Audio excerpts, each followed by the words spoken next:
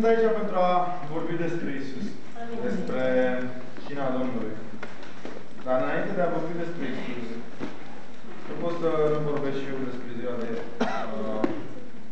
Și cred că toți cei care am fost acolo ieri avem ceva de spus. Pentru că nu te simți un alt om după ce faci lucrul ăsta și mergi pe stradă și întâlnești oameni care au mult mai puțin decât avem noi.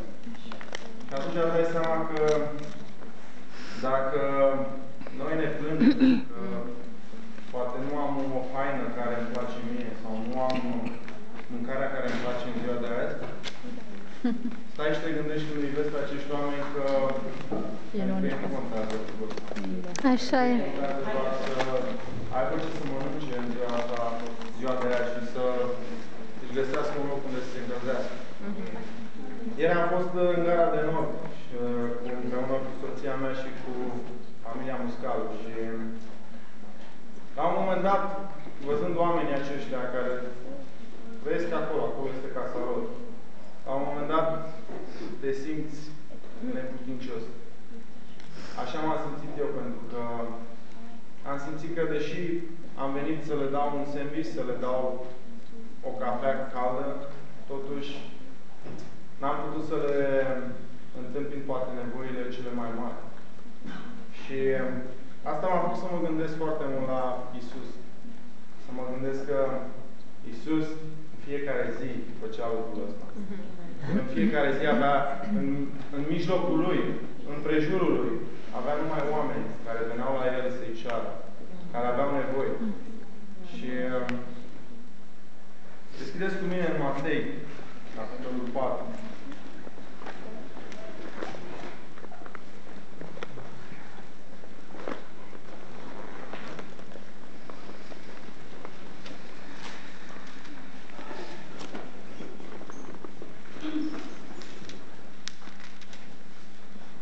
Versetul 23 până în 25. Iisus străbătea toată Galileea, învățând pe norod în sinagogi, propovăduind Evanghelia Împărăției și tămăduind orice boală și orice neputință care era în norod. I s-a dus vestea în toată Siria și aduceau la el pe toți cei ce sufereau de felurite boale și chinuri, pe cei îndrăciți, pe cei bolnavi și pe cei slăbănoci, și el îi vindeca. După el au mers multe noroade din Galileea, din Decapole, din Ierusalim, din Iudeea și de dincolo de Iordan. Asta era Isus. El ne-a lăsat exemplul ăsta. Făcea în fiecare zi lucruri. Mergea la oameni și le-a arătat dragostea lui. Ce avea de dat, le dădea.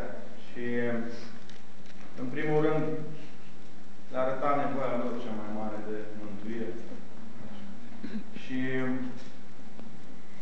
apoi le întâmpina problemele lor materiale, nevoile materiale. Și Iisus spune în capitolul 5, în versetul 4, ferice de cei ce plâng, că cei vor fi mângâiați. Adevărul e că și noi am fost la fel ca oamenii aceștia, din punct de vedere spiritual, poate și material, dar spiritual vorbim. Și noi am fost goi, și noi am fost săraci. Și Iisus a venit și ne-a oferit lucrul acesta. Ne-a oferit mântuire. Și suntem mângâiați acum, pentru că suntem în mijlocul familiei lui Dumnezeu. Amin. Și Iisus a făcut lucrul ăsta prin jertfa lui. El a plătit foarte scump lucrul ăsta pentru noi. Pentru ca noi să putem avea șansa ca astăzi să stăm drepți în fața lui Dumnezeu.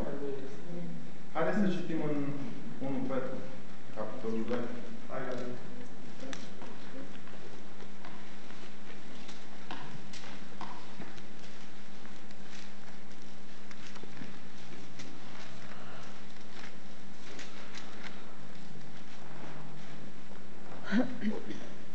De la 21 la 25. Și la aceasta ați fost chemați, fiindcă și Hristos a suferit pentru voi și v-a lăsat o pildă, ca să călcați pe urmele Lui. El n-a făcut păcat și în gura Lui nu s-a găsit vicleșug. Când era bagiocorit, nu răspundea cu bagiocuri. Și când era chinuit, nu amenința, ci se supunea dreptului judecător. El a purtat păcatele noastre în trupul său pe lemn, pentru ca noi, fiind morți față de păcate, să trăim pentru neprihănire. Prin rănile Lui ați fost vindecați, căci erați ca niște oi rătăcite, dar acum v-ați întors la păstorul și episcopul sufletelor voastre.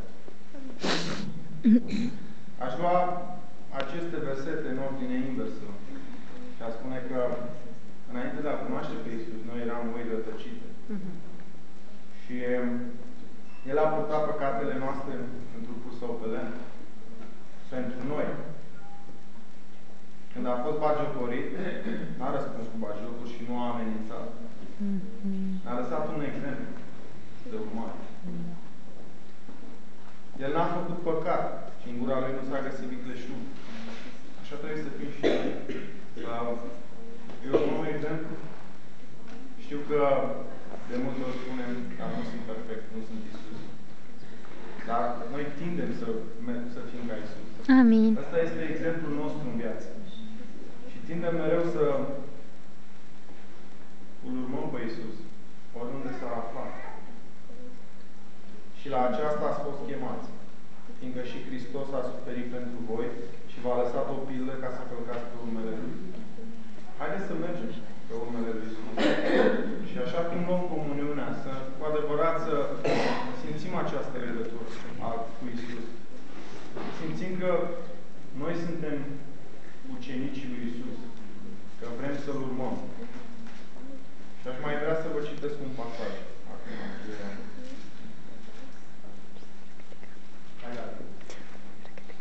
în 1 Ioan 5.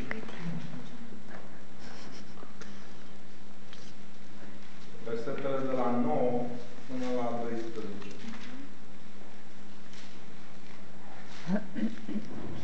Dacă primim mărturisirea oamenilor, mărturisirea lui Dumnezeu este mai mare. Și mărturisirea lui Dumnezeu este mărturisirea pe care a făcut-o El despre Fiul Său. Cine crede în Fiul lui Dumnezeu are mărturisirea aceasta în El. Cine nu crede pe Dumnezeu îl face mincinos, fiindcă nu crede în mărturisirea pe care a făcut-o Dumnezeu despre Fiul Său. Și mărturisirea este aceasta. Dumnezeu ne-a dat viața veșnică și această viață este în Fiul Său. Cine are pe Fiul, are viața. Cine nu are pe Fiul lui Dumnezeu, nu are viața. În Hristos avem viața. Și noi am primit mărturisirea aceasta, exact cum spune Biblia, de la oameni. Dar Dumnezeu a făcut-o prin oameni. Haideți să continuăm să mergem și să dăm mărturisirea aceasta mai departe. Și să ne gândim ce preț enorm a plătit Dumnezeu pentru ca noi să fim răscumpărați. Știu că sărbătorile ne bat la ușă. Haideți să ne gândim de fapt ce înseamnă Crăciun. Amin. Așa cum cu o seară în urmă sau două seri, soția mea s-a uitat la un film. Și în filmul ăla a fost o replică foarte bună. Ce înseamnă Crăciunul? Care este primul dar al Crăciunului? Acolo a spus că este dragostea lui Dumnezeu din faptul că L-a dat pe Iisus să se nască și să moară pentru noi. Haideți să, așa cum nu acum să ne gândim la lucrurile astea și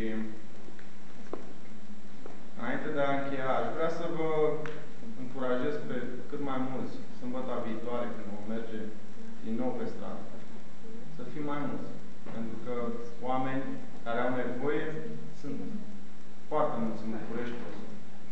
Și să le dăm inima noastră, să le dăm din ce avem și să-L arătăm pe Iisus exact cum era El, prin ceea ce noi facem, pentru că noi suntem mesagerii Lui. Amin. Haideți să ne rugăm pe El.